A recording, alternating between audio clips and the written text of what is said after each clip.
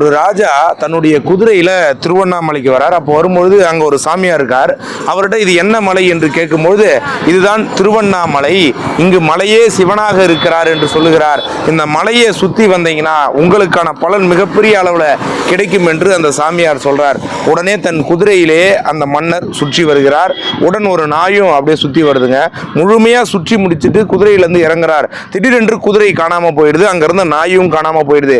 எங்கே என்னுடைய குதிரை என்று கேட்டபோது அந்த சாமியார் சொல்றார், நீங்கள் சுற்றி வந்த திருவண்ணாமலை கிரிவலம் ஒரு முறை சுற்றி வந்தால் முக்தி கிடைத்துவிடும். உங்களுடைய குதிரைக்கு முக்தி கிடைத்து விட்டது, உடன் வந்த அந்த நாய்க்கும் முக்தி கிடைத்து விட்டது என்று சொல்லுகிறார்.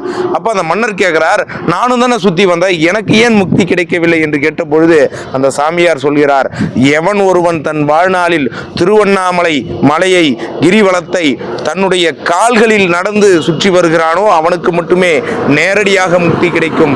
நீயோ உன் குதிரையின் மீது ஏறி உட்கார்ந்து சவாரியாக வந்தாய், எனவே உனக்கு முக்தி கிடைக்கவில்லை என்று சொல்லி இருக்கிறார்.